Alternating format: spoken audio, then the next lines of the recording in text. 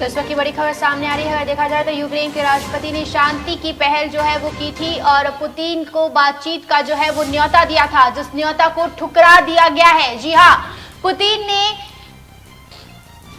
ने यूक्रेन का न्योता ठुकरा दिया है, जेलेंस्की का न्योता ठुकरा दिया है और साफ तौर पर बातचीत करने से इनकार कर दिया है। पुतिन ने साफ तौर पर कहा है कि जब तक आप सरेंडर नहीं करेंगे, यानी कि जब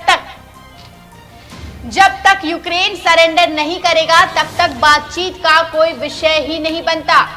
साफ तौर पर अगर देखा जाए तो अब ये युद्ध जो एक यूक्रेन के राष्ट्रपति ने एक शांति की पहल की थी और लगातार अगर देखें तो संभावना ये जगी थी कि युद्ध अब कहीं ना कहीं समाप्त हो जाएगा, लेकिन जिस तरीके से ऐसा बातचीत के ऑफर को ठुकरा दिया गया है तो ये अब संभावना और भी ज्यादा बढ़ गई है कि अब तीसरे महायुद्ध की संभावना और भी ज्यादा बढ़ गई है।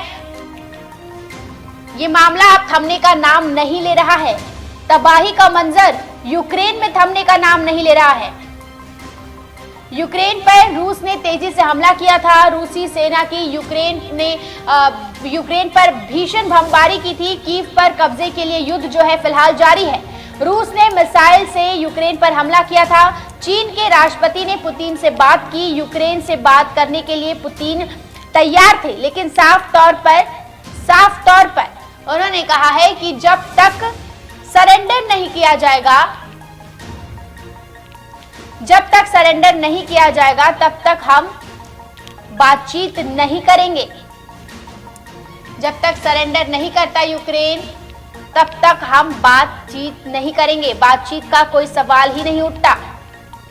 तो काफी अहम जानकारी जो है वो चलकर सामने आ पा रही है। एक जो आशा की किरण जगी थी कि पुतिन अगर यूक्रेन से बात कर लेते हैं, बातचीत से अगर मसला हल हो जाता है तो फिर ये युद्ध थम सकता है, तो फिर ये तबाही रुक सकती है, कई लोगों की जान जो है वो बच सकती है। लेकिन साफ तौर पर इससे मना कर दिया गया है।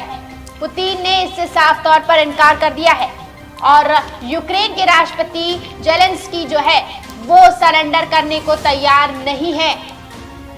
उन्होंने हालांकि ये पहले पहल की, कहा कि मैं बातचीत को तैयार हूं, लेकिन पुतिन ने यह ऑफर ठुकरा दिया, आमंत्रण ठुकरा दिया, न्योता ठुकरा दिया।